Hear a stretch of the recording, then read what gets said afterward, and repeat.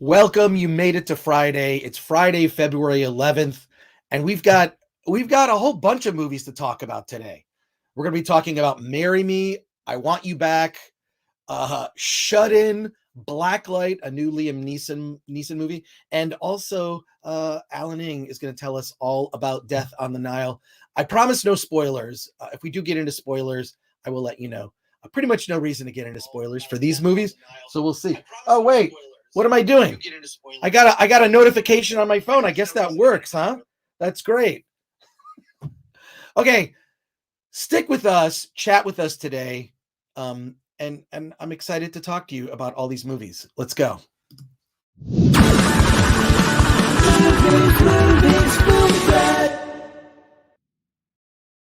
Welcome to the Film Threat Podcast. I am Chris Gore. Hope you're having a good Friday. I am also underneath this hoodie. I'm wearing a Film Threat t-shirt. Support us and get something from the Film Threat shop. It's real simple. You just go to shop.filmthreat.com. You can get a fancy shirt like this. You can get, look at this. You can get yourself a mug.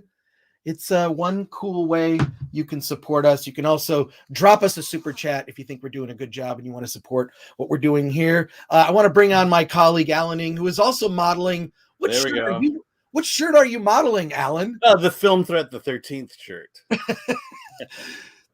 We've got a whole line of shirts that are kind of based on really cool shirts. Yeah, based on closely on certain movie logos. We don't want to say which ones.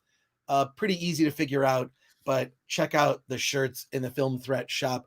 I hope you're doing well today. Who's all with us today? We have Story with Samal. We have Ramcross, and we also have Story with Samal. These are the people that are posting comments. Shut In review first, please. You know what? we can do that. We can kick off with Shut In because that's the movie that you and I both saw. Some of these movies I saw, some you saw only, but Shut In is a movie that is from the Daily Wire. They've now launched their own entertainment wing and they're putting out independent films. They have a movie coming out with Gina Carano. They put out another film, Run, Hide, Fight. This film, Shut In, very interesting. They actually ran Shut In on YouTube. So Shut In actually premiered on YouTube for free once, just live. You got to see it once. It played yesterday, and then that was it. And now my understanding is that the only way you can see it is if you're a Daily Wire subscriber. But or you can rent it. You can rent it? Yeah. Okay. All right, there you go. Hey, what movie am I excited to see? It's got to be Marry Me. I mean, no, you saw that. It's on Peacock as well. No, we'll be talking about that later. Let's get into Shut In. Alan, you also wrote the review for the Film Threat website, and you gave it a good review. I'm really curious because what I learned about this movie is that the script was on the blacklist, and the blacklist is this list that is put out where it's not the blacklist in the negative sense, right? The blacklist is a list of scripts that have been read by readers where they say, hey, this movie should get made. And Shut In is very interesting from the standpoint of it's kind of an escape room film with a twist and other elements. Tell me first of all a little bit about the background of the story, and then what are your thoughts on it? Because you wrote the review on Film Threat. I haven't read your review. You have not read it. Okay. I haven't read it yet. Yeah, but we've both seen it. But I'll just say, Daily Wire. I'm not a big reader of the Daily Wire. I don't really follow them much. And, but I do appreciate the fact that they are making movies. They are, they're trying to become an alternative to the Hollywood system. And I think this movie is indicative of that. You can tell it's very low budget in the sense of it all takes place in a house from start to finish. And 70% of the movie is then taking place in this very large pantry. It's supposed to be a scary place, but at the same time, I would love to have a pantry like this one. It's a woman who she's just gotten over a meth addiction. She's trying to get her life back together with her 2 kids, a daughter and a son, infant son. She's at her deceased mother's house to kind of get it ready to be sold. And she gets locked in the pantry. There's something wrong with the door, and it's impossible. She has to prop it open, and she accidentally locks herself in. And so now she's in the pantry by herself, and her daughter is outside. Daughter's probably 4 or 5 years old. And then there's the infant son. And so there's this tension there where she's in the pantry, kids outside. Ex-husband comes in, meth addict, brings his best friend, who's kind of a child molester, and they get her out. They get in a fight. Then she gets shoved back into the pantry. He nails it shut. And then that's our movie. It's kind of her in the pantry trying to survive, trying to take care of her kid through this door. And then, of course, bad things happen when a certain person returns that I just mentioned a moment ago. Well, I mean, so, that's about the first third of the movie. Yeah. So, first third. So, that setup is basically in the trailer. But I will say this, I actually like escape rooms in real life. I think they're really fun. I like those kinds of experiences, those kind of theme park experiences. There's one that they do at Knott's Scary Farm during Halloween that is awesome. They do an escape room thing there, which I love. This movie I found really frightening from this standpoint. Escape room, okay, that's fun, right? But my greatest fear is any harm coming to my children. Yeah. So being trapped in this pantry with no way out, and then your child's on the other side trying to talk them through simple things like getting something to eat or, changing a diaper, just like all that stuff. Like I would not be in that pantry long because I would break my arm to get out of there and I would destroy that door. I mean, I'm like, how strong is this door? Because it is really strong. Well, yeah, look, I believe that the woman in this movie, the lead actress, and her name escapes me, but she was it's Quali something. She's really good. She's really good. She's actually Andy McDowell's daughter. She's really good, but she's also like very frail. I mean, she's I believe that she could not get out of that door, right? So, but the fact of like that there's kids on the other side, that there's danger. I mean, I'm pissed off that it's like just in terms of like just as a parent, like why didn't you fix that door? If this was always an issue, just keep something there or whatever. So I'm really take a piece of duct tape and put it over it just so that aspect annoys me. But being a drug addict, you're probably not making great choices anyways. I mean, and I like, at least from what I've heard, like the Daily Wire, it's not like they're trying to make movies that are, conservative or right wing. They're just trying to make movies that are just entertaining movies. That's it. Just entertaining movies. So it's not like there is sort of a religious component to this that I think actually works really well. There's, I don't want to give too much away, but it fits really organically in the story. And there's this thread of like sort of rotten apples, and there's the good part of the apple. I thought that there's just like little subtle thematic threads that all pay off that I thought were really well done. So and it's not political at all. I think that's the thing that people are gonna talk about the most. And I get what they're trying to do, and I kind of applaud it in the sense of, we always stand up about not needing to rely on the big Hollywood system to make movies and tell stories. Right. And this is just another aspect of that. Yeah, it's just good storytelling, which I think like a lot of times we just like go into movies lately, and a lot of, especially in particular, a lot of stuff on television just seems overly politicized or overly imbued with agenda or messaging that basically supersedes the story and the characters. And I think if you just stay focused on story and the characters, Hollywood has always had messages, right? But I mean, just, can you add a little subtlety to it, or can you at least allow me to make up my own mind rather than like, hammer me over the head with some sort of messaging?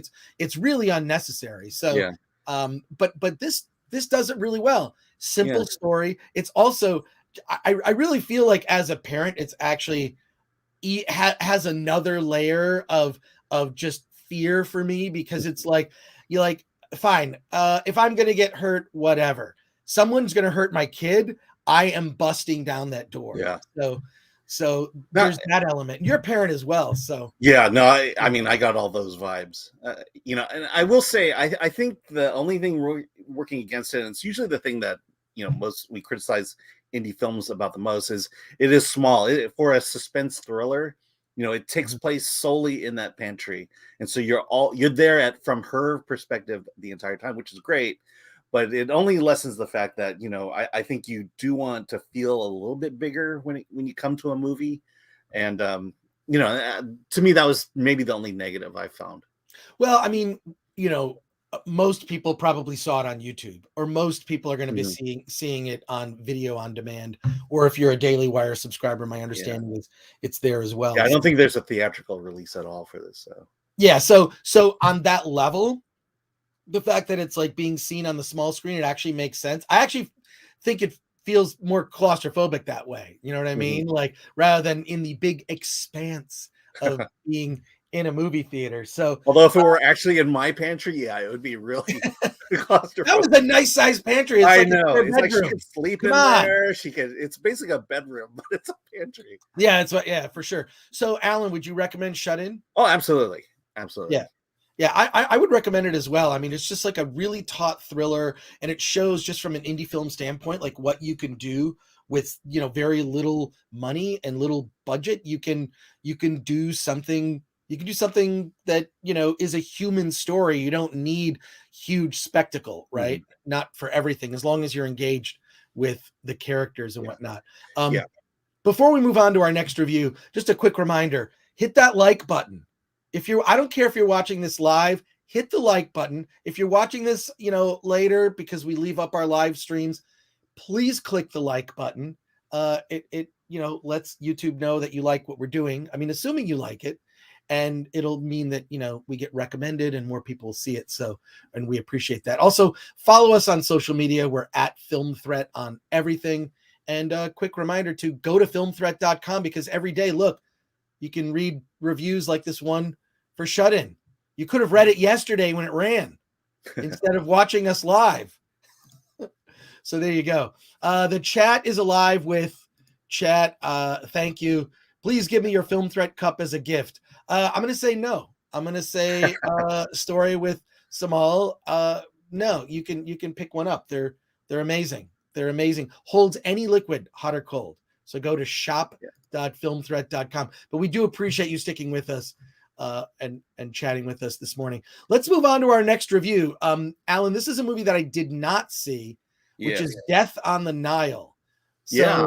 tell us about Death on the Nile. I'm gonna feature you, so you can There we talk go. about I'm big. Death on the Nile. Yeah, you and I are old enough to have watched Love Boat. You know, Yeah, that's what that was what first brought me back when I watched this movie. It's like, wow, really? all these stars in a story, and Love Boat was actually getting some pretty big name stars. I'd probably say B-list to even Tom Hanks was on Love Boat at one point. Right. And this story is, it relies on the fact that it's full of stars: Letitia Wright, Gal Gadot, Kenneth Branagh, who directed it, Russell Brand. A lot of people who I think are being canceled at the moment, which is why I think it's coming out now. But it's based on the Agatha Christie novel. So you can't really say a whole lot. And what I like about this movie compared to a lot of mysteries that come out is there's an element where you can kind of solve the mystery along with Poirot. And, to me, that's what I want in a mystery. I don't want, random events to happen that solves the crime. I want the clues laid out. And even if I don't solve it, at least you knew it was there and you can kind of go back to it. And I think that's the spirit that Kenneth Branagh has here. And, Death on the Nile, there's, just sets up with a lot of intrigue, introduces a lot of characters. Someone gets murdered, and everyone in that group is a suspect. And Agatha Christie's good about giving everyone a motive to murder. And then from there, we just got to kind of figure it out. And so you have that aspect of it. You have the Love Boat aspect of it with all these celebrities. And, it's a good time. I wouldn't necessarily say this is a great, movie, but if mysteries are your jam and you want to have just some kind of fun to kick back and watch, this is not a bad movie to go to. Well, I don't know. I kind of look at it. It just seems like a tired old genre. Like we've seen Well, that. it's Obviously, Agatha Christie. That's a yeah, old, I know. It just, old novel. I feel like the modern update, actually, Knives Out, I thought was Mhm. great. That was a, a more modern update of that type of thing, and I really like Knives Out. I don't know if Knives Out is going to sustain for a couple more movies, but because isn't he doing like two more for Netflix or some crazy? I'm not sure where. I Yeah, know Ryan they are Johnson. filming. I know they're filming the sequel right now. Yeah, yeah. Um, So, but Daniel Craig is fantastic in that. mhm. Yeah, So how is Kenneth Branagh in Death well, on the Nile? yeah. I mean, this is a sequel as well, so he's done before. I mean, Kent Yeah, Branagh, he's just good in whatever he does, right. and it's a very, Poirot is, he's a little bit low energy, but he does have, bursts of, this obsessive burst that he goes through, and I'll just say, I you can't always make. I think there's something to be said about going back and kind of reinvigorating old genres, old ways of storytelling, and I think he does that here, and which is why it probably won't do as well at the box office, and it's definitely skewing older, and I think that's, to me, I'm perfectly fine with that. Yeah, I don't know. Just first of all, I'm glad that you saw Death on the Nile, and you recommend it, is Yeah. what you're saying. I took my daughter who was actually interested in seeing it, so it wasn't too hard to drag her there. And she Right. had a good time. She was just way into it, going, okay, who did it? Who did it? Who did it? And I was just getting this running commentary. Thank God my theater was empty. Because she was just going and going and going. An Just empty can't theater get on a out. Thursday? That's not a good sign. Yeah. But it was an IMAX theater too, so it's just the too little of us in this giant theater. Oh my God, Spider-Man is going to make more than Death on the Nile this Yeah. weekend. Oh, it will. Yeah. Quickly in the chat, Loom TV says Death on the Nile, aka green screen the movie. Yeah. Was it particularly green screen? There, I wouldn't call it, I mean, obviously the stuff on the boat is all done on set, and so, but I think, I wouldn't say it's like, the prequels green screen. There's a lot of fake sets that were built. Yeah, so it does, yeah, it is. All right, there I'll you give go. that to Well, you. I'll he give also, it to you. Loom TV also says it baffles me after a year of more time till they released the film that they did not use the time to work on better visuals and composing. Sounds like Loom TV has Oh seen yeah. Death on the Nile and was not particularly satisfied. Yeah, I think there is a definite feeling that it was all done on a soundstage, and you get that.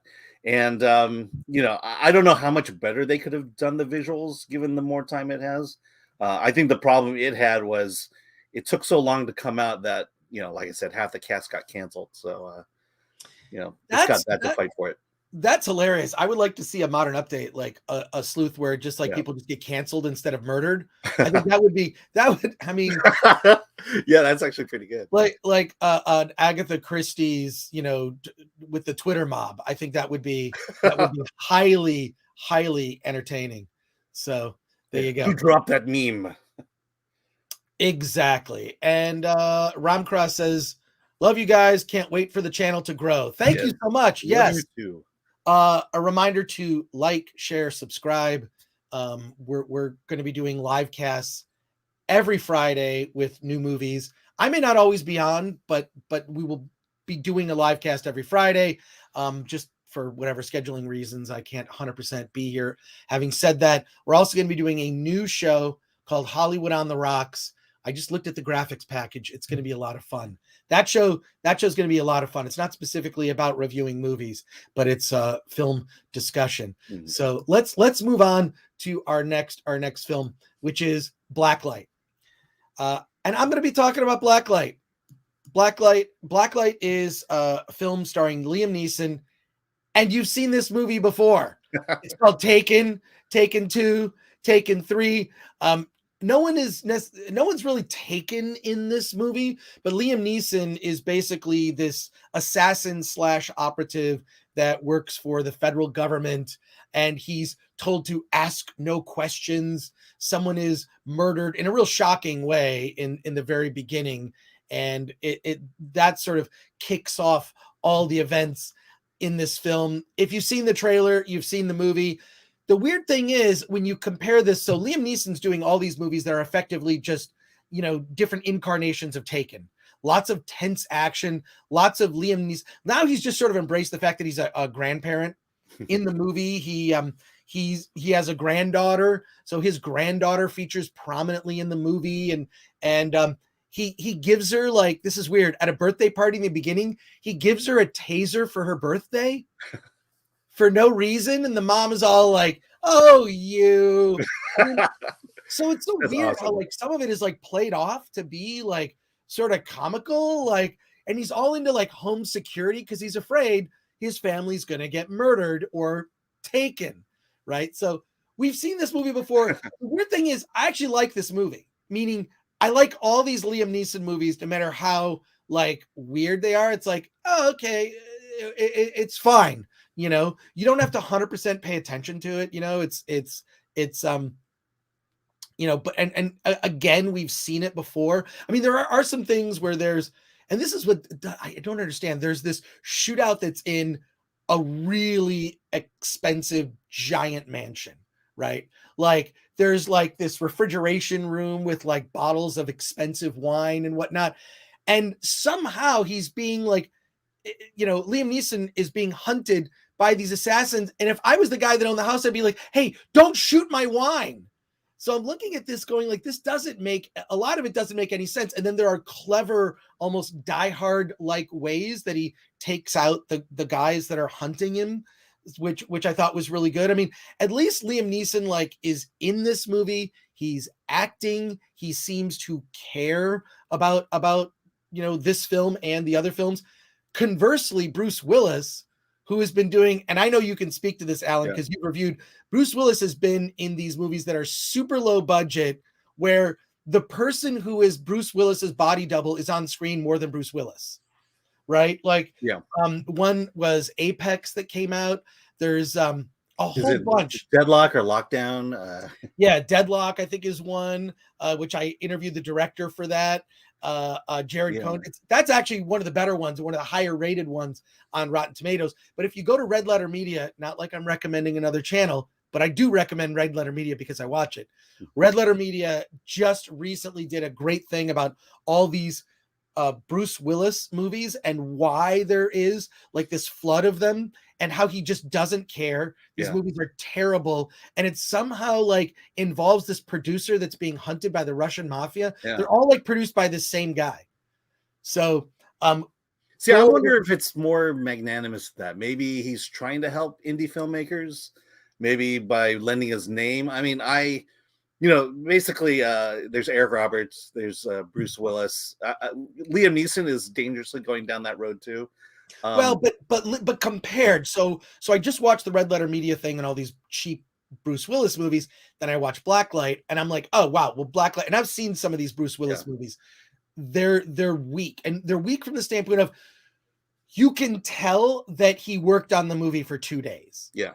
And that they're going to use his name to promote the film. Right. They're going to use his name. Why am I'm kind of done with my review. Let's, you know, I'm into equity. Share the screen. Come on. I'm into equity. We have to be the same size on the screen unless you're featured.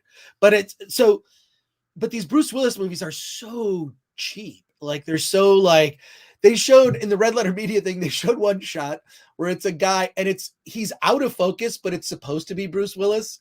And it does not look like Bruce Willis at all. It's just a random bald guy that's like, I guess, the body double.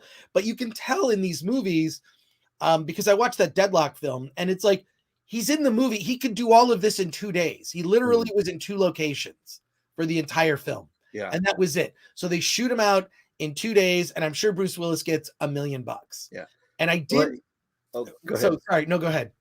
No, I was going to talk about Eric Roberts for a second because we interviewed him and I asked him, why are you appearing in all these indie films? And he had a really interesting response. What was it? Yeah. So part of it was, you know, helping filmmakers, but a lot of it depends on where the film is being shot and this idea of, is he going to have fun doing it? And that was the thing, is if you can kind of sell him on, you know, bring him to, you know, give him a good experience, take him somewhere, give him some fun to do, then he will most likely do your movie.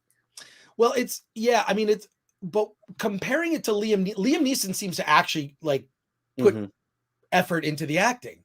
Liam Neeson, there's actually some artistry to. He's invested in it. He's invested in the action sequence. Bruce Willis seems checked out. Literally, like, just film me walking, just film me. Oh my God. In one of these, it's a cheesy science fiction movie where Bruce Willis is being hunted and they show him just eating berries. And these berries are like a form of LSD, and he gets high, and then that's it.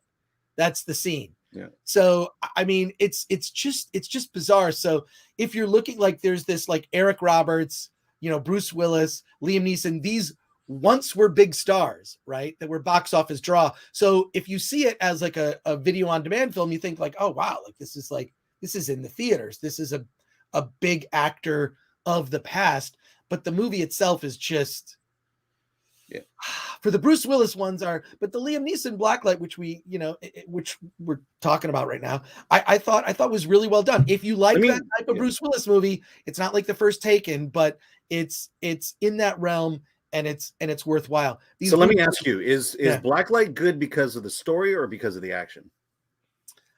The story I don't care about. I mean, the story but it's really because of the action. It's because of the action and Liam Neeson. Yeah. The story is like, we've seen this before. Oh, the bad guy is this evil guy in the government.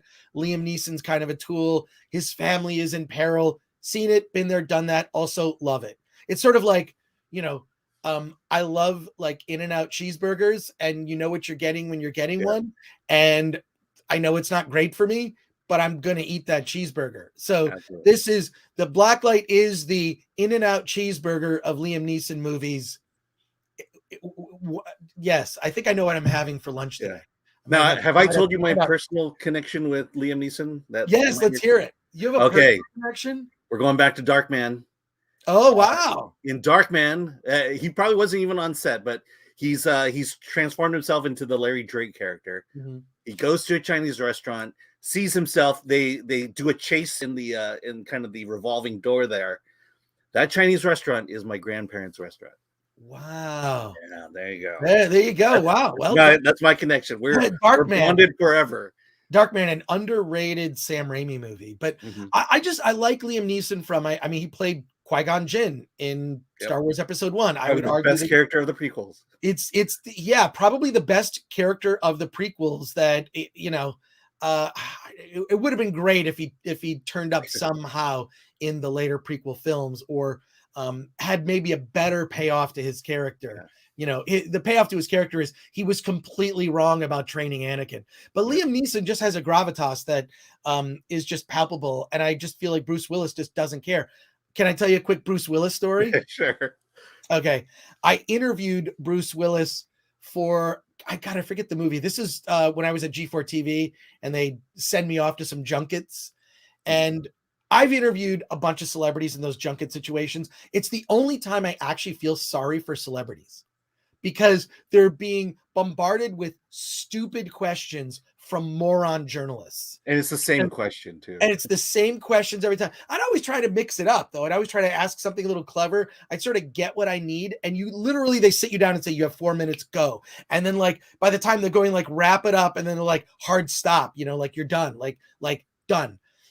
So I've interviewed a ton of people. Like, I don't want to go through. I've interviewed like Robert Downey Jr., Keanu Reeves, like in those situations, and they're the nicest people. I find that like the people that are the sort of at the top, the bigger celebrities, tend to be the nicest. And then it's sort of your mid-level that tend to be a little bit hard to deal with. Anyways, so I've just had great experiences, interviewing them. And I always would try to be clever. And I think that the talent would appreciate that I was trying to be clever. So when I interviewed Bruce Willis, it was the one and only time where I walked in and there was tension in the room. You could feel it, from the camera person to the sort of frightened publicist to everyone around walking on eggshells. And I sit down and I'm like, I ask an inconsequential question about this movie. And it's just a simple question. And he deflects from my question and says, I want to know what happened to all this money. And it was right when the financial crash had happened. He was like, I want to know what happened to our money. That's what I want to know. That's the answer. That's the question I'd like to have answered for me. What happened to all of our money? He was so indignant and angry. Clearly, Bruce Willis had lost a ton of money in the stock market. Yeah. Or like the value of his portfolio had dropped dramatically after that, as had everyone's at that time, or at least those of us fortunate enough to have a portfolio worth something. I'm not in that class, folks. I'm not, unfortunately. But yeah, so he was just angry, and it's he wasn't a dick to me personally. You could just tell he was pissed off, and he was just going to take it out on whoever was in, he didn't take it out on me, but he was like pissed off. And he does have kind of a reputation if you search around. So, I mean, I don't care. I spent 5 minutes with the guy, Did you get anything? Was anything shown on G4? Yeah, I mean, they edited it, I even forget what the movie was. It's some cheesy sci-fi where you go in a person's body, and I don't know. I thought it was, I forget. It's a completely forgettable sci-fi movie from that era. Wasn't Looper, was it? No, it wasn't Looper. Okay. Looper was decent. Looper was decent, but there you go. There it is. Blacklight, worth seeing if you're a Liam Neeson fan and you like that one movie he makes all the time. There you go. A lot of chats actually from real quick in the chat. We have Cody Gidley, my friend Cody Gidley, who says, I almost worked on one. I'm sure he's talking about the Bruce Willis movie. Yes, it only does 2 days. That's hilarious.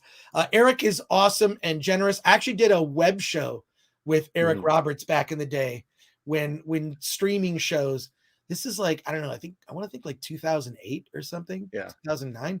I did this streaming show with Eric Roberts. Well, I interviewed him. I'm not joking. Yeah. I interviewed him the day. I'm sorry. I interviewed him the day before lockdown in Beverly Hills. Yeah. So there was a little tension going on, but we had a great conversation. Half of it I can't release at all because it'll get us canceled. Exactly. Yeah. So, well, look for that interview. Look for that interview. Was it Sarahgate? No, that was not it, or something. No, but thank you, Ram Cross. I'll look that up and I'll find out before our stream ends here. But the Witch Black Death. No, that wasn't it. That wasn't it at all. I know everyone's like, we got to know the name. God, it was such a forgettable movie. And I remember when I saw it, I was just like, oh, well, I'll ask questions about the tech. When you're asking questions about that kind of stuff, you kind of know you're not super into it. But let's get to our next review. Alan, you got to see this Beatles movie. Yeah.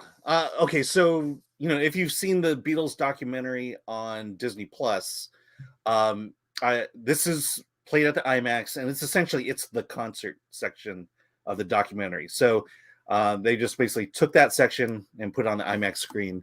And, I have to say, there is such a difference between watching something on your screen, on your television at home or on your iPad, and watching it on IMAX.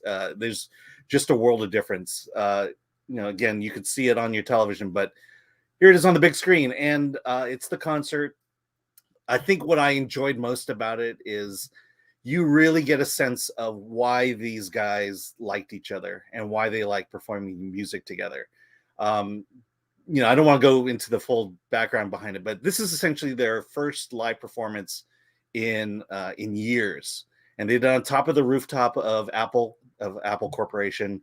They blasted it down onto the streets, and they were recording the album Let It Be. In fact, 4 of the songs that appear in the movie actually make it on the album. And it's just, to see this group of guys, large and in your face, you really get that sense of camaraderie that they had with each other. And I think, unlike most concert films we watch, because this was not a concert, it was an actual recording, you really do get that sense of, they're being relaxed, they're having fun, they're playing, they're not performing for a large crowd of thousands. And it really translates well in IMAX. And then the sound system, I mean, you cannot beat the sound.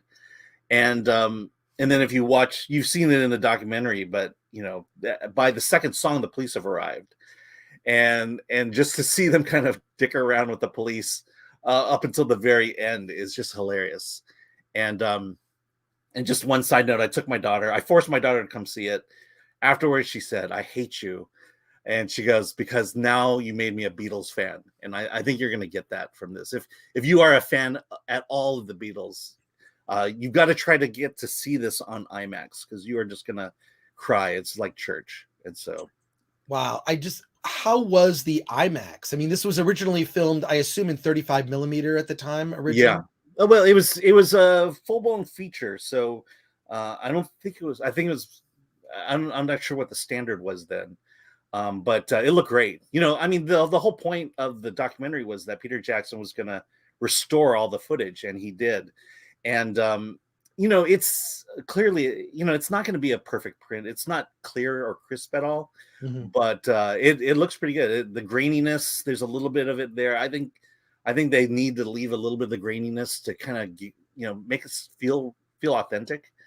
And so it's a really good translation to IMAX. And unlike the TV series, you know, they have 10 cameras, so they're doing a lot of multi-boxing, and they do shift things around for the IMAX format, which is I think something you'll get different than the television documentary. I first of all, I love IMAX. What I'm really excited about is the fact that 3D movies are no longer a thing. Yes. 3D movies have gone by the wayside. Remember when 3D movies, and it was like this surcharge, and you get these glasses? Well, there are millions and millions of those glasses in landfills and polluting our oceans. So yeah. I am so happy that I actually bought a pair of my own 3D glasses to be able to take and they were they're Tron ones. They came out with Tron ones. So I have those for when for going to 3D movies, but I'm so glad they're just not a thing anymore. They're not a thing. Did you see the Peter Jackson documentary about World War I? Yes, I did. I saw that in 3D, and I think that's the only 3D movie I really enjoyed. Yeah, I know that Peter Jackson was trying to push all that. He was trying to push because if you can get a patent on the technology, right? You're going to make money on movies you don't even make. Right. So I think that's sort of the rush for that technology, right? And the process that he used to do the restoration for that World War I footage is absolutely amazing. What I love about that World War I film is how it kind of eases you into it. It doesn't start like it just kind of eases you into, so you get used to the feel of it. But back to IMAX, I prefer IMAX to 3D because I feel it's much more enveloping. I mean, probably one of the best IMAX screens in Los Angeles is one at the IMAX headquarters, which I've been lucky enough to go to a couple times, but also at Universal Studios, the City Walk movie theater at Universal is an amazing. I saw The Dark Knight there in IMAX, and it was incredible. So I'm a big fan of that format. I think it's more immersive than 3D. I think 3D is a bit distancing, and I think that it darkens the screen. It just never. The only movie I can say that I've seen in 3D that I actually think it helped the movie was Avatar, because Avatar 1 was designed for 3D, and secondly, that's the key. And it didn't bring things out at you; it brought you in, right? Yeah. Like it added depth into the screen rather than pushing things out. And it felt like, do you remember those Viewmaster viewer things that we had as kids? Like this is, you had iPhones when you were a kid. Alan and I had Viewmaster viewers.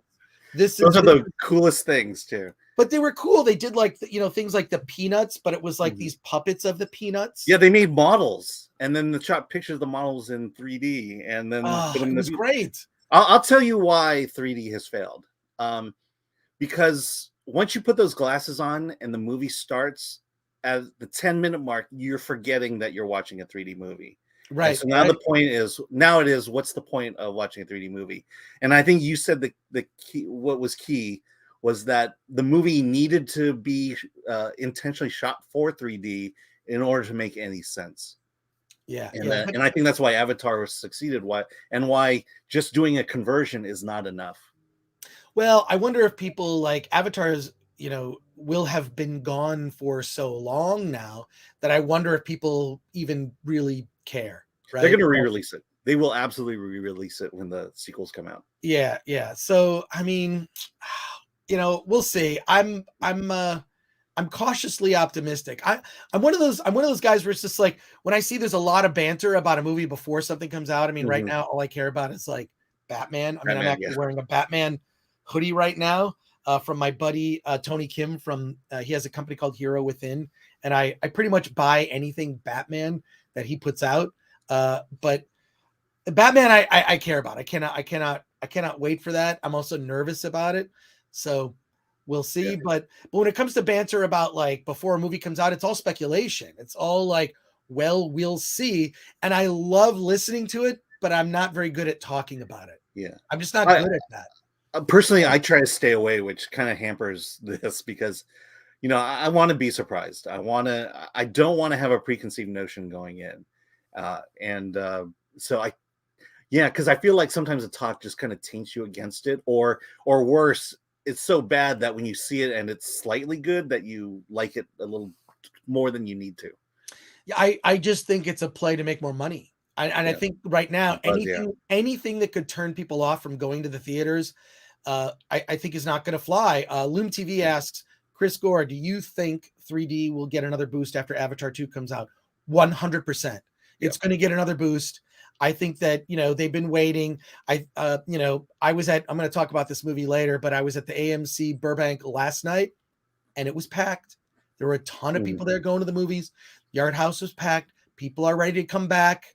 People are ready to go back to the movie theater. Now just give us good movies. And not only there's two things. One, give us good movies that we actually want to see.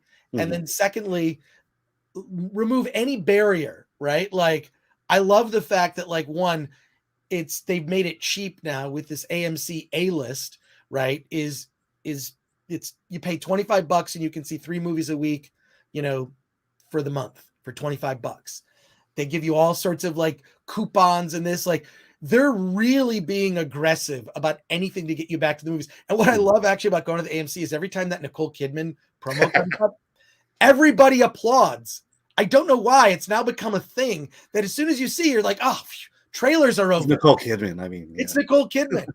So there you go. Hey, we have a super chat. Yes. Thank you from Eric K. $4.99 super chat. Thank you for that. I find 3D movies distracting and harder to get immersed into the story.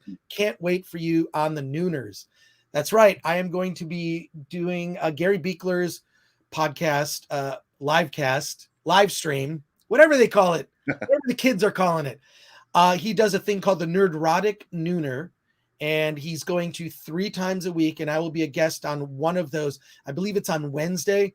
Gary's supposed to tell me details. So thank you, Eric K, for your $4.99 super chat. And I agree with you about 3D. Agree with you about it 100%. Yeah, there's so JJ Mack has a question about sound, the sound of the Beatles. Yeah, I just want to address that super chat, or can you go to that chat? Yeah, I can do that. Cool. There we go. Yeah, sound is great. So the first time I saw this, there was a Q&A with Peter Jackson, and he admitted he's not a sound expert, but what he did say was that day, the recording of that day was really good, and that there wasn't a lot done to the original sound. From that, obviously 3 of the songs made it on the album, so that's how good the music was, or capturing the music. And then if you look on the rooftop, it's very windy up there, but you hear nothing regarding any sound against the mics, any wind against the mics. It was really beautiful, and you do get to hear a little bit of banter from Paul and John, especially as when the police show up. So the sound was just amazing. The reaction of Paul seeing the police officers step through the rooftop door is priceless, and he's the only one who saw them as they were singing the song. That's great. I mean, look, I grew up listening to the Beatles.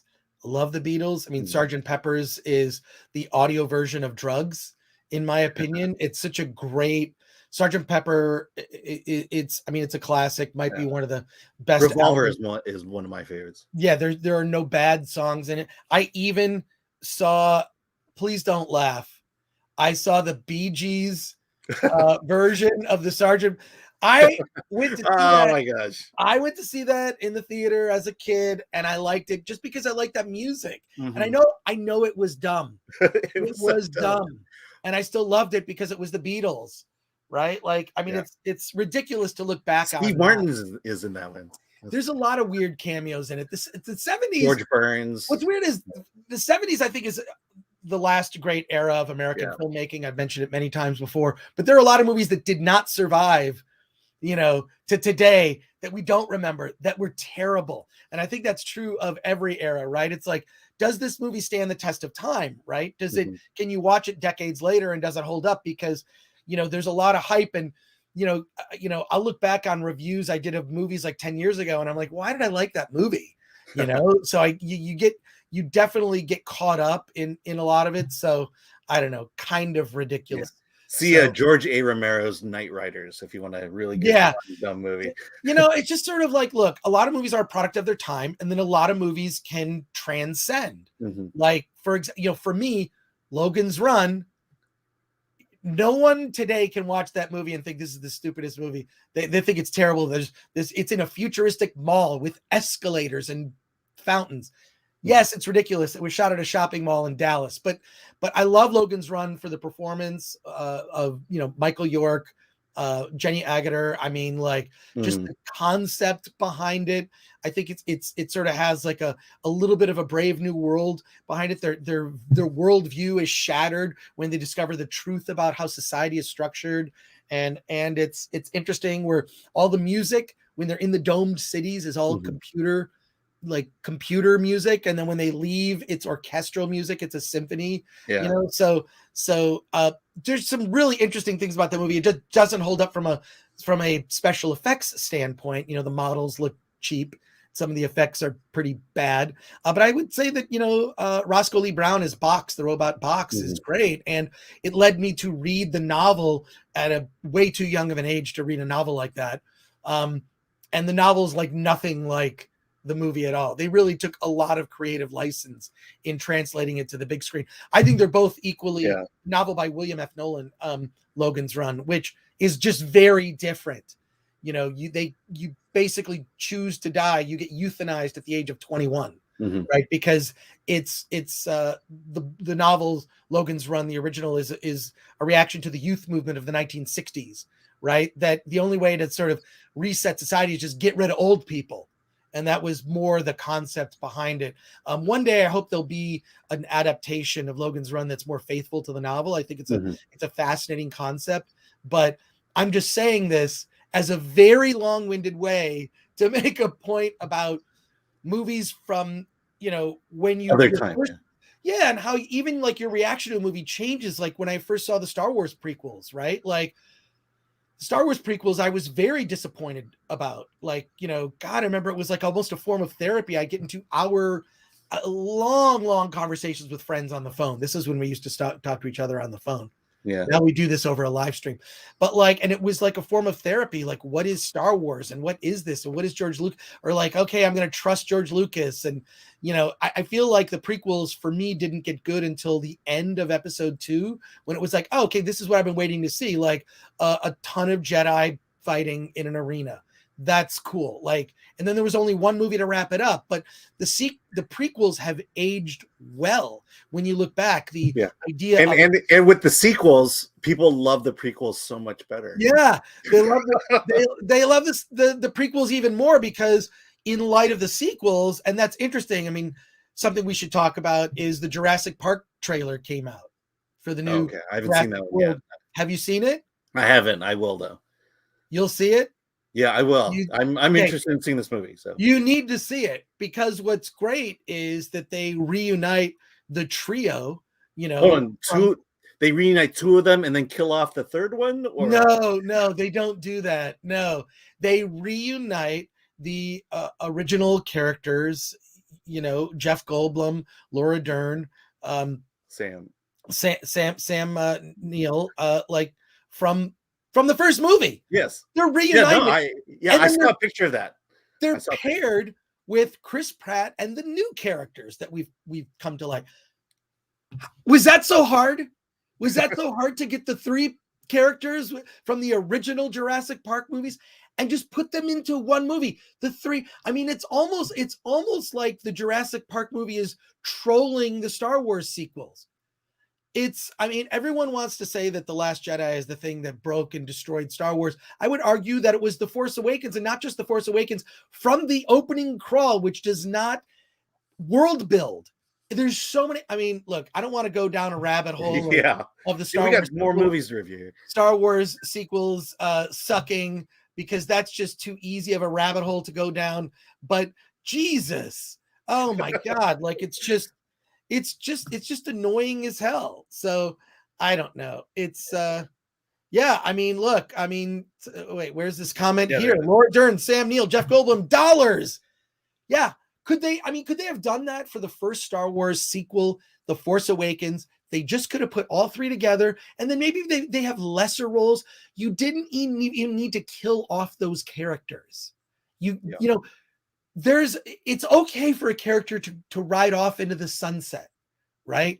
For General Solo to just say, you know, I'm going to sit this one out. This is not a battle for me to fight, right? Like, or whatever. But to like, I can't imagine a kid on a high from seeing Return of the Jedi and a parent saying, well, let's watch what happens in the next movie. Yeah. And then Han Solo is killed like a fucking bitch. It sucks. And there's a video, not on the Film Threat YouTube channel, but on Film Courage, where I compare the death of Han Solo in The Force Awakens to the death of Spock in Star Trek II, The Wrath of Khan, and how each was handled completely differently. Go watch that video on the Film Courage YouTube channel. I'm talking about... I was going to say this. Oh, go ahead. No, the death of an iconic character is so important. And like the Star Wars sequels completely mishandled all of the deaths of those characters. They could have even like, I was all hopeful, like, okay, I'm just going to trust that they know what they're doing. Luke has gone to the spirit realm to recruit other Jedi from the past to cross over into our world. I thought that I had this 3D chess thing going in my head of a much better story for Rise of Skywalker than it turned out to be. I mean, Rise of Skywalker being the worst among them, but the original sin to me was The Force Awakens, and from the opening crawl, terrible. Just like, and in retrospect, even worse than we possibly could have imagined. I mean, you know, J.J. Abrams needs to be banned from science fiction films. I agree 100%. I think people would say Kathleen Kennedy needs to be banned from. Yeah. Well, yeah. I mean, look, ultimately she could have said, look, we got it. Like, there are just certain things, if you're going to, you know, we got to have Han, Luke, and Leia reunite in the films. Now what we're going to get is some bad Disney Plus series. And there's going to be a moment. I predict this is going to happen. They've already inserted Luke. By the way, haven't watched any of the Book of Boba. Neither have I. I watched the first 15 minutes of the first episode, and I thought, my imagination of Boba Fett's escape from the Sarlacc pit is 1,000 times better than what I'm watching, which looked like a freaking fan film. It was so bad. After 15 minutes, I said, I just can't watch this. I don't care. You are destroying my memory of the good memories I have of Star Wars.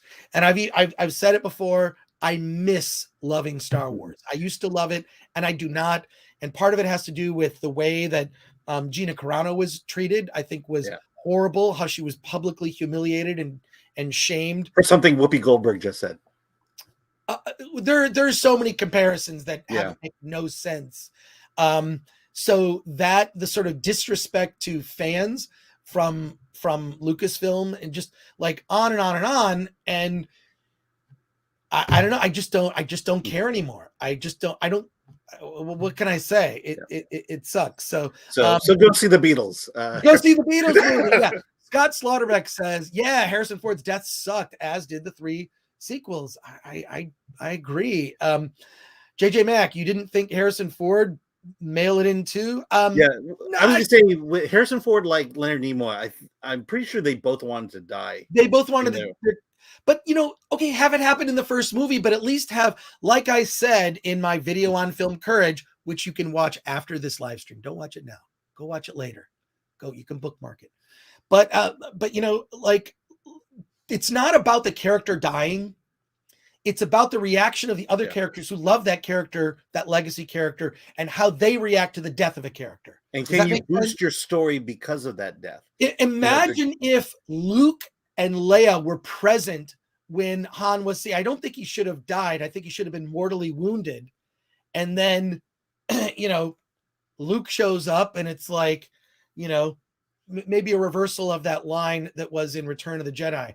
How we doing? Same as always, and he's mortally wounded. It would have been it would have been a callback. It would have just put him, there's a million better ways in my head that it could have gone, right? Why is it that that conversation devolves to like how Star Wars sucked? You know what I think? We don't talk I know we're talking about the Beatles. Talk about the Beatles. Where did this train go off the rails? No, but it's like, what it is I think we don't talk a lot about Peter Jackson's first 3 Lord of the Rings movies. Why don't we talk a lot about them? Because they're perfect. They're perfect. There's nothing to say. They're perfect. Not only are they were released well. It was one every Christmas. It was like a Christmas present. You knew you were going to be there day one with a whole bunch of other fans. You're going to celebrate together. And it was 3 in a row. And they knocked it out of the park. The first one was the perfect build, the world building, the score is so incredible. And then 2 Towers, and then Return of the King. It was great. Those 3 movies, they hold up in the extended editions, which I happen to have on Blu-ray. Yes. They hold up. It's something you can just put on, and it's like, I don't know, it's like comfort food in the form of a movie, right? Yeah. So we don't rant on and talk about the Lord of the Rings films because why? Very satisfying experience. Now, I do have friends who are fans of the novels, which I am not. Not only am I not a fan of the novels because I haven't read them, the Tolkien, which one day I may get around to doing that. I don't even like that kind of genre. I don't like sword and sandal fantasy. I don't like elves and wizards or any of that stuff. Having said that, I love the Harry Potter series. I love the Lord of the Rings films.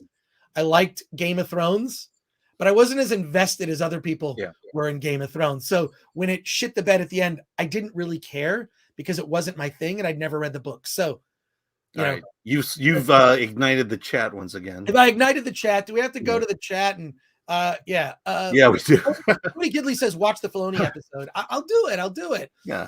We'll get there eventually. They literally leave nothing to the imagination. There you go. J.J. Abrams is one-trick pony and should finally start to find his artistic voice behind lens flares. And even lens flares are actually a Michael Bay attribute.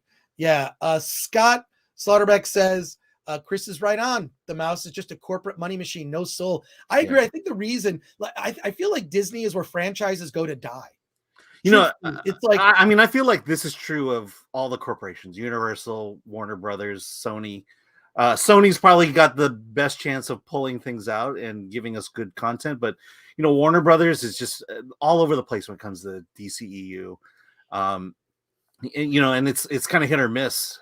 Fortunately they've been hitting lately, so at least in movies. TV, they've been kind of sucking balls. So well, I feel like the reason we keep coming back to talking about Star Wars is it's a form of therapy. Yeah. It's a form of therapy in the sense that in the sense that we need to talk about it. We need to talk about it. Well, I think it crystallizes what we want in stories. Right. When you see how they screwed it up. We talk about wokeness. It's the issue is not the color of the people on screen. The issue is, are you telling a good story or are you forcing an idea down our throats and using our favorite genres and our favorite franchises to lecture us? And I think that's the problem we have with the way movies are going nowadays. Well, I think it's the wokeness has to do with a generation of children who have been, who are instilled with just bad ideas. So it really is this generation of kids that I think are going to look back on themselves and who they were when they were kids and think that they're idiots. Just like I look back at the younger version of myself and I think, what a moron you were. And also those mom jeans you were wearing in the 90s, you look like an idiot, Gore. So my feeling is that this generation is going to look back and say, wow, I What look did like we do? when I dressed that way and thought that way. And that's part of growing up. That's part of growing up. The problem is the adults that listen to these kids with bad ideas. And the adults, what I mean is the studio executives Mhm. who look at their assistant for approval about how they should be handling their big franchises when they should be looking at fandom. That's where it needs to go. So I want to get through some of these comments here because I really appreciate your participation. We also appreciate your super chats. If you feel we've earned it, throw us a super chat. You know what? Also, I support us. Buy a Film Threat T-shirt. You can get this one inspired by Fight Club. Go to shop.filmthreat.com. We appreciate it. I'm wearing I don't know, it's cold in my little YouTube recording room. Yeah, it's here. warming up over here. So. Okay, good. Well, there you go. But yeah, it's JJ Max says, I watched that and agreed, especially your point about Spock dying. Yeah, Spock's death, it's one of the greatest deaths in movie history because it's this iconic character that you know, from this, that was created by Leonard Nimoy in the 60s. It's the buildup of all those episodes of Star Trek, the motion picture, and them reuniting, right?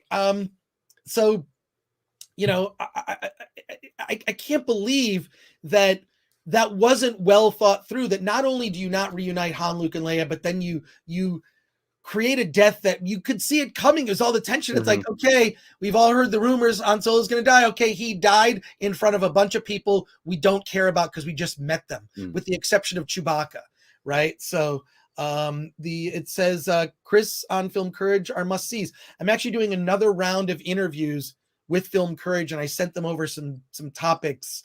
They're going to be very controversial. That's all I'll say. So I'll be doing another round of Film Courage. What's weird, the people who do Film Courage, brilliant. David and Karen, who run that YouTube channel, strongly recommend it. Go over and check that out. Great people. And if you are an aspiring filmmaker, Film Courage is your channel, along with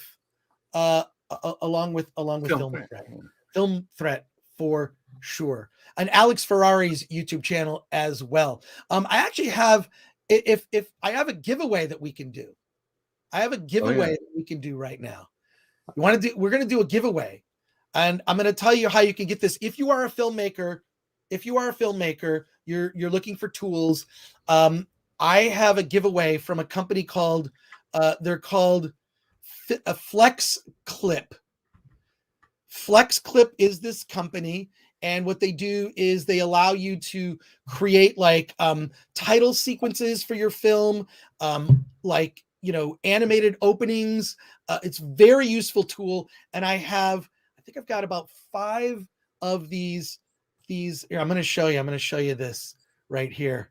I have 5 codes to give away for an annual. There we go. It's called Flex Clip. And I've got codes to give away. How can you win one of these codes? Really simple. Share this live stream. So go on Twitter, go on social media, share this live stream. And I'm just going to go in order. Share the live stream, mark it hashtag Film Threat Podcast, watch it now, share the link to this live stream on YouTube, and then message me directly. Go to filmthreat.com, click on contact us, and I'll send you the code. First 5 people to do it, you get a code, and you can create animated openings, all sorts of marketing stuff.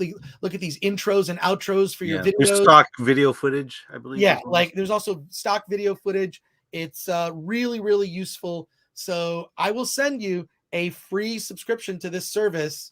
It's normally like $60 a year, but I'm going to give it away right now. Flex Clips, and I'm just giving it to you. Share on social media, screen cap it, or just send me a link to it. Go to contact, send it to me. I'll email you back the code today. Okay. So if you're watching this on the replay, maybe 5 people were too lazy to do it. But the first 5 people, I'm just going to go in order. First 5 people to message me directly through the Film Threat website, I'll email you back your code for a 1-year subscription to Flex Clip. So there you go. And you know what? We get nothing for this. they offered us codes to give away, and I thought, well, let's just do that. Why not? I'm going to go to more of these questions here. Loom TV, Chris, do you have any insider knowledge about the behind the scenes of Rogue One? I love Gareth Edwards, but there are a lot of theories out there that he wasn't able to do his own thing. Well, one, it's Lucasfilm. Of course he wasn't able to do his own thing. I think that's a given. I do know Gary Whitta. I've known Gary Whitta for years. He is the screenwriter of the original script that was shot, where there was all this footage that was in the first trailer for Rogue One, and then none of that footage was used in the movie. So when you saw the movie, you're like, what is this movie? They did extensive reshoots. On Solo, fired that original director team. I mean, Gareth Edwards kind of just sort of stood around and like, okay, well, I guess you're going to, mess with my original vision for the movie. Fine. Who did you interview? You interviewed the other director that was fired off of. Oh, I don't remember. I want to say Simon Kinberg, but it was. No, I didn't. I'm not sure about that. But Solo had similar problems. People forget Josh Trank. Josh Trank was supposed to do a Boba Fett movie, and that's the one. That's the one. Yeah, Josh Trank, who I know, we just follow each other on social media. It's not like we're friends. People like to use that term "friend" a lot in the entertainment industry. The friends are the ones. Friends are the one that'll help me move, and then I'll buy them pizza and beer after. Or friends are the ones that will just sort of hang out and go to movies together. People in the entertainment industry, they just say I'm friends with, and you just know that they're acquaintances. That's more than. But I do know Josh Trank. He was originally supposed to do a Boba Fett movie for Lucasfilm. It was one of the when they announced Rogue One. I was at the Star Wars celebration where Gareth Edwards came out and gave a presentation about Rogue One. It was really nothing. They just showed this teaser trailer. And Josh Trank was additionally supposed to do a presentation about his untitled Boba Fett movie. It was rumored to be Boba Fett. My guess is that development wasn't wasted. It was used in The Mandalorian. It was just changed to The Mandalorian. But he supposedly quit just before that. That's when he was having all these problems with the Fantastic Four movie, which they drastically cut down the budget and special effects for that. I happen to know that there were much more ambitious plans for what the new Fantastic Four was supposed to be that were dramatically cut back. And my feeling is there are a lot of behind the scenes reasons for that. So, but yeah, I don't have any direct knowledge, but even what we know publicly is that Lucasfilm has a problem with directors, and that's just the way it is, right? Like, I feel like you kind of want to, you got to, and also if you know about Colin Trevorrow's script for Duel of the Fates, which was supposed to be episode 9, you can find that script online. Read Duel of the Fates. He at least tried to repair. It seems like each movie was trying to just like, repair the damage done by the previous movie, and by Rise of Skywalker was just too late. But I have no idea why they didn't make that movie. It would have been much better than what J.J. Abrams was doing. I have no idea exactly what. I mean, you can come up with your own theories, but why does this company have so many problems with filmmakers? It seems like a miserable place to work. I will say you did interview Josh Trank on this channel, the Film Threat YouTube channel. Yes. You didn't talk about Star Wars, but you did talk about Fantastic Four. It's a really good interview, and it's worth watching. Yeah, it was about his Capone movie. Yeah, Capone film. Yeah, with Tom Hardy. Yeah, with Tom Hardy. Yeah, so Josh Trank then did his Capone movie, which he talks about in the interview. You can see it on the Film Threat YouTube channel. Just look up Josh Trank on the Film Threat YouTube channel. But I interviewed him, and he said that basically the Capone movie was like therapy for everything that he went through, because he was such a miserable. The Fantastic Four was a miserable experience. The fallout from Lucasfilm, he was attacked online for, making the Fantastic Four. He was just savaged on social media for really no reason. I mean, and then he came out that right before the Fantastic Four came out, there was a quote, I believe it was a tweet that he deleted, where he talks about that the version of the Fantastic Four that if they had let me make it would have been great. That's all he said.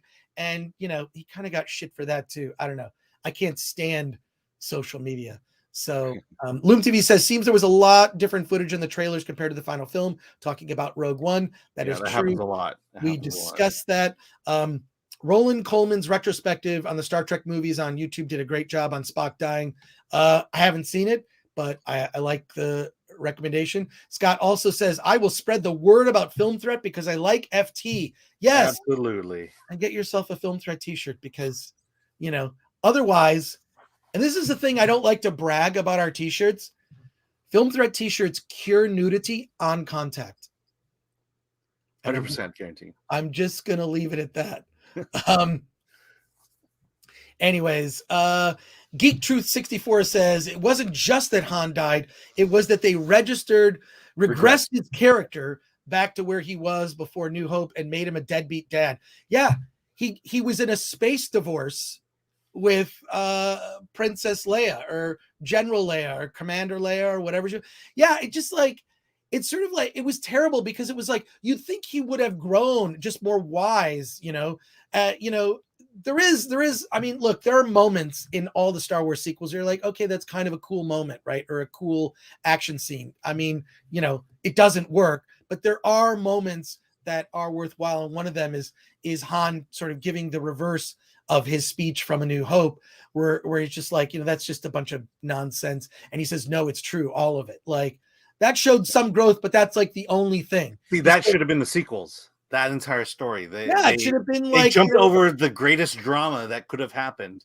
And I mean, like, look, the Star Wars sequels are a missed opportunity, a huge missed opportunity, which is going to be the name of the clip that you're going to put out, Alan, when you post this as a standalone video.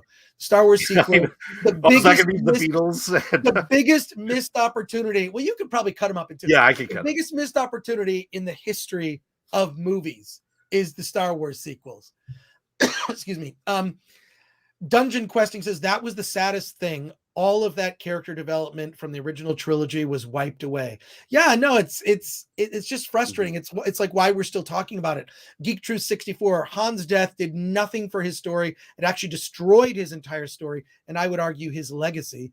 They killed him in service of Kylo Ren's story, but that never paid off. So even that was a waste. Yeah, that's sort of like weird.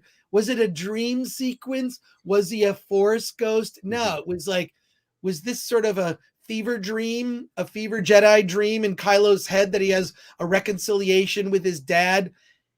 You know, if you're going to do that in the first movie, you better know how you're going to resolve it. And I feel like there was no redemption. I feel like it just didn't work. At the same time, you know, I feel like Harrison Ford only agreed to do that movie because they killed him, and that they only brought him back in the third one because of Carrie. And right. But that's not to say that they couldn't have written his death better. But I think there was pressure to kill him, period. Right. Well, yeah. Let's switch gears. And I know that I actually know that we're going to lose viewers on this one. We're going to lose viewers on this, but stick around because we're eventually probably going to make it back to Star Wars. But I saw Marry Me last night, which is the Jennifer Lopez, Owen Wilson romantic comedy. I was forced by Eric Weber, who is one of the leaders of movie Twitter, said, come on, man, we got to go. And there are very few movies opening in theaters this weekend. We're in February. You know, you're not getting your look. Next big movie is going to be The Batman, right? March 4th. I'm seeing it on March 3rd. I bought my tickets yesterday. But Marry Me is out in theaters, and it's exactly as you would. This is a movie I would be forced to see begrudgingly, and at the end go, it was okay. And it's fine. It is, you know, if you've seen the trailer, you've pretty much seen the movie and you already know how it's going to end. What's interesting about it is, well, two things. One, is I think the music's actually good. The music is like, oh, okay, this is like that modern music that for the most part I can't stand. And it's like, all right, fine. You know, the music is decent and the performance numbers. Her character's name is Kat, and she's this big star, you know, she's like on the rise, and she's going to get married at this concert for fans. She's going to get married in front of 20 million people on television.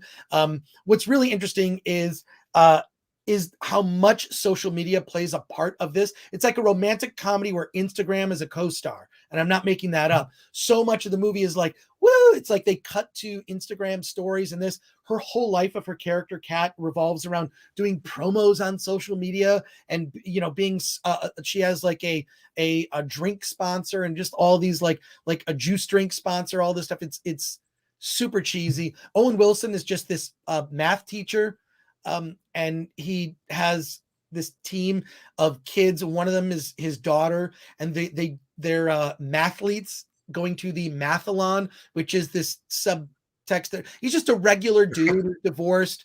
He sees his daughter 3 days a week, who also happens to go to the high school where he teaches math. He somehow gets to go to Kat's concert. He's not even a fan of hers. And when she is, when the wedding goes awry from the guy that she's supposed to marry. So it's the wedding during the concert, basically. At the very end of the concert, she's supposed to get married. Sebastian, you find out he's been cheating on her. It all comes out, page 6, it's trending on social media. And she's like, why not? I'm just going to marry some random guy. Owen Wilson's just holding this sign that says, marry me, which is a reference to a song that's in the movie, right? And she's like, fine, I'll marry you. They get married, and then it ends up being this sort of fake thing for social media. And then, can you guess what happens? Don't spoil it. Please don't spoil this. Look, every romantic comedy is exactly the same. And every trailer for every romantic comedy tells you everything except what's going to happen at the end. Except if you've seen romantic comedies, you can always guess the end. What was different about this is that the roles are reversed. Traditionally, in a romantic comedy, the female character would be pursued, and there are sort of things that the female character, in general, in romantic comedies of the past, really Owen Wilson is the girl in this movie. In he's a the prize in a way. He's the prize because he's living a life that's more truthful to who he is as a person. He cares very much about these kids, teaching kids math. He has a passion for math. I mean, Kat's, her character has a passion for music. I mean, one thing I will say, the saving grace for me, the thing that just didn't make me walk out of the movie is, I hate to say, J-Lo is really hot. She is fucking hot. Yep. She is, I can't believe she's 50 years old. Is she 50? They refer to her character as around 35 in the movie, but she looks stunning in this film. And the dancer, and there's this really interesting dance number in the beginning with these dancers, female dancers dressed as nuns in latex. I like that scene. I like that scene in the movie. But really what the movie ends up becoming, and look, I'm going to be honest, I got sucked in. It's not a movie I would purposely go see. It's a movie my girlfriend would kind of force me to see, let's see it because I want to see it. But Eric Weber, who I blame for this, is the one that said, come on, we're all going to see it. So I'm in a theater for the 5:00 show, and there's I don't know, it's maybe a third full.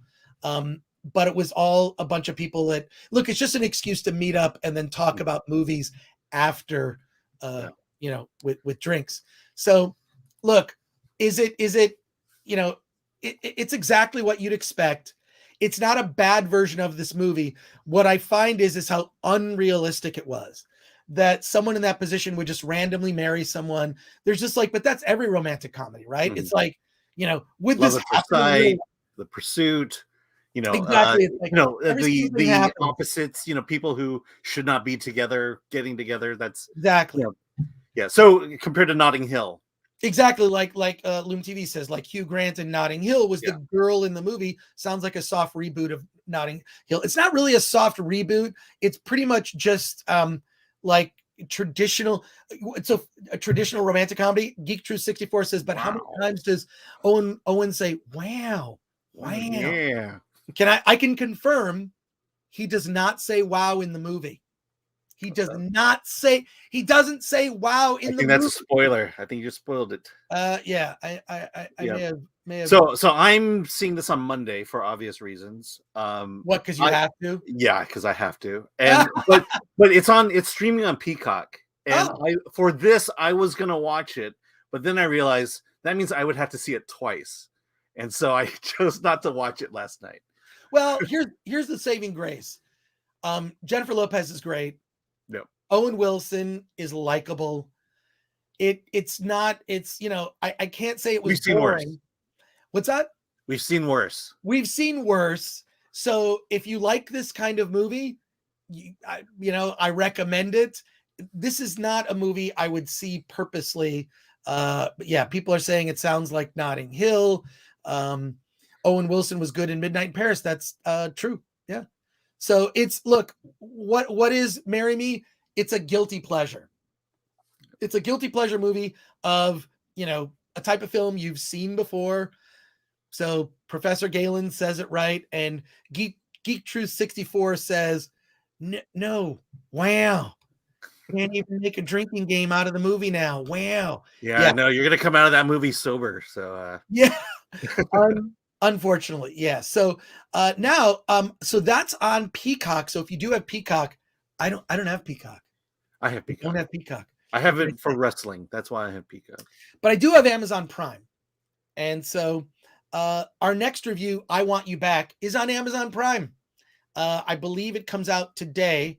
And I did get to see I Want You Back at a drive-in. And it is also a romantic comedy, very different from Marry Me. Very different from Marry Me with Jennifer Lopez and Owen Wilson, because I Want You Back stars Charlie Day and Jenny Slate. And if you know their work, Charlie Day in It's Always Sunny in Philadelphia. What a great show. That show is so good. It's just like, there's certain episodes of It's Always Sunny in Philadelphia that are just classic. The one where they try to they want to win this award for their bar. So they go to this cheesy place that's like TGI Fridays. And they try to or Bennigan's, and they try to make their bar kind of like that with banter and, cheesy drinks. Oh my God, that episode is so great. Charlie Day in that is fantastic. But it's Charlie Day and Jenny Slate. And the premise of the movie is both of them are dumped by their respective partners. And what they randomly meet and say, hey, I was dumped. I was just dumped. And what they want to do is they plan to break up their exes from who they're currently going out with so they can get back together. That's the setup of it. And I will say it's very unexpected, more unexpected than Marry Me, which is pretty much by the numbers, seen it before. And I'll say, I have to say this, I like it. I like it because Jenny Slate, I love her. She's so great. I mean, she's just, she's uncharacteristically good looking. And she's also, so I think she's very attractive, but in a different way than, say, Jennifer Lopez. And then Charlie Day is just you could tell that they definitely improv'd a lot of it. A lot of this movie was improvisation, which is great because I think both of those, they're both comedic actors that are good at that. And also there's twists in this movie that I didn't expect. It doesn't have that, it's not, they're not playing these traditional roles because both of them are heartbroken. They don't want to be together. They want to be with their exes. And the whole movie's about that. So I recommend it. It's on Amazon Prime. It's one of those things, if it was in the theater, I'd think save your money.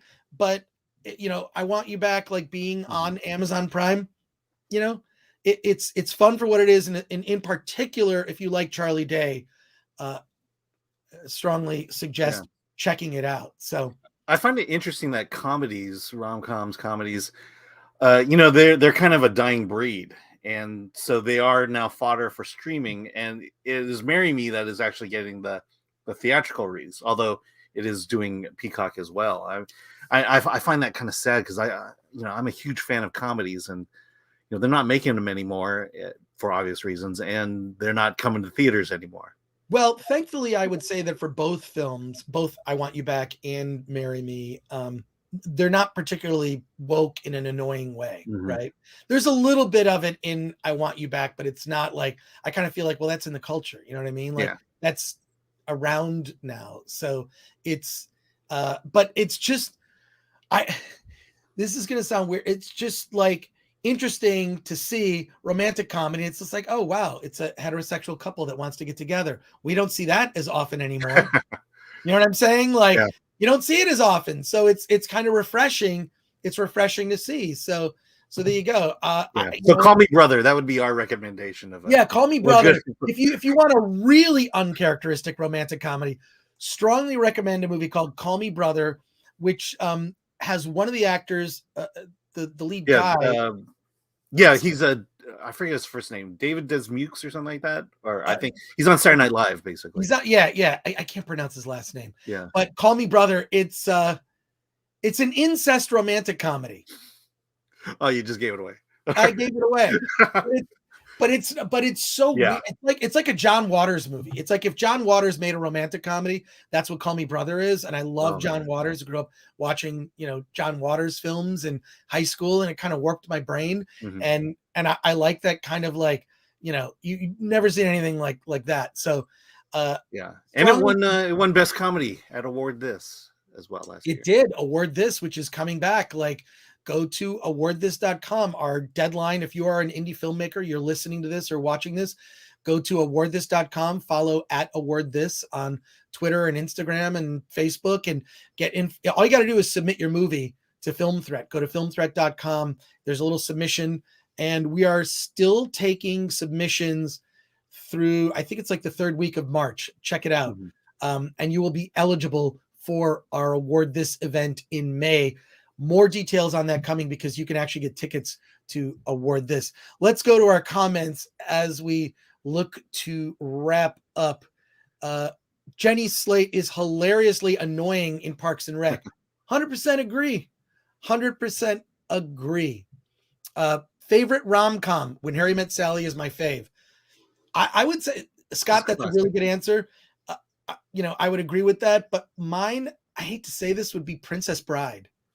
I really think Princess Bride. Would you put Princess Bride in I don't think I would call it rom-com category? No. Yeah. I mean, it's rom-com, but it's also adventure. It's a kids movie, kinda, that appeals to adults. But I really love Princess Bride. That would be, but like rom-coms are not like, I'll see them, but rom-coms are kind of like, I don't know, fine. Yeah, I mean, remember Tom Hanks and Meg Ryan? They were just producing rom-coms one after the other. Yeah, exactly. I've seen You've Got Mail way too many times. One of the most underrated rom-coms is Blast from the Past. Would you agree with that, Alan? Which one is that one? Blast from the Past? I don't know. I've never seen Blast from the Past. Yeah. I probably have seen it, but don't remember the title or the plot. And thank you, Scott. Call Me Brother is on Tubi. Oh my goodness. Oh, so go. Yeah. You need to go. Yeah. You need to go see Call Me Brother. Well, and then go see Donnie's Bar Mitzvah afterwards. Donnie's Bar Mitzvah is really good too. I'll say that we use this app called Just Watch. You can put it, you can put in any movie, and then you can just see like where it's playing, like what platform. It even does like a price comparison. Like there's different pricing if you get it on like Vudu, if you rent it on Vudu as opposed to like, Amazon Prime or whatever. But Call Me Brother's on Tubi, so watch it with commercials. Fraser and Christopher Walken, released in 1999. He's talking about A Blast from the Past. So there you go. And Brendan Fraser and Alicia Silverstone, it's great. So is that the caveman one, or no? I think they're talking about Blast from the Past. That's what I'm saying. Isn't that the caveman one, or where he's? Okay. Well, Alan, we've gone for a full hour and a half here. I think we're going to be wrapping it up shortly here. We'll get through if there's any super chats. I don't see any super chats. No, that's okay. We appreciate you being here, sharing this, and subscribing to the channel and letting people know about it. That helps us. That's support. If you're unable to support with a super chat, we appreciate that. We appreciate your. That's Encino Man. Okay, so Blast from the Past. Brendan Fraser spent 35 years in a nuclear fallout shelter, came out into the world, and then fell in love with Alicia Silverstone. It's like a Rip Van Winkle thing. Yeah. Oh, cool. And Loom TV says always Blast from the Past is Fraser grown up. Okay, yeah. Thanks, guys. And then here you go. Loom TV says almost fun here with you guys. I think you meant always fun. Yes, you did mean always. Thank you, Loom TV. Okay. No, that's great. But we thank you in the chat. We're going to be doing these live casts every Friday. We're going to be talking about all the movies that open for the weekend. or as many as we can, and we'll offer you some alternative indie choices. I'd recommend I Want You Back. If you have Peacock, Marry Me is fine. There you go. I'm putting my money on the Batman though. We'll be doing a live stream probably right after we see it. I'm hoping, Alan, that you and I will get to see it sooner rather than later. I hope so too. So next week, I'll just say next week we have Uncharted with Tom Holland and I'm thinking on Thursday. And Dog with Channing Tatum. Well, you can go see Dog because we are going to see Dog. I'm just not sure I'll try to do that on Thursday. Okay, you see Dog, I'll see Uncharted. So there you go. And we'll be talking, I'm sure every conversation as it does will devolve into Star Wars. I feel like Star Wars or indie film or whatever. I mean, sure, we're going to review whatever movies are out here, but the conversation is going to revolve around independent film. Probably segue back to sort of a little Star Wars therapy. And, look, I'll show you. I don't know if you can see it well. I'm going to go over to my shelf here. There's my Star Wars shelf. You can see. I don't know if you can see that stuff in the background. And there's even there's a lightsaber poster. Is that a Millennium Falcon? That's a Millennium Falcon. That is a backpack. That God, I forgot. Where did I get that? Might have been at Star Wars Celebration. But I want to thank you in the chat for sticking around and chatting with us. Follow us on Film Thread and everything.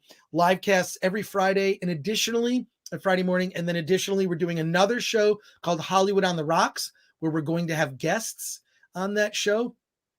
Filmmakers come on and talk to us about their movies. I'm super excited about that. And if you want to follow me personally, I am that Chris Gore on everything. That's Instagram and the Twitter and whatever. Although I'm sort of begrudgingly on Twitter now. I don't post nearly as much as I used to. I used to post a couple times a day. Now it's maybe a couple times a week because just Twitter is such a it's a cesspool. Yeah, it's a cesspool of scum and villainy. And Alan, where can people find you? Yes, well, speaking of Twitter, you can find me at my pal Al.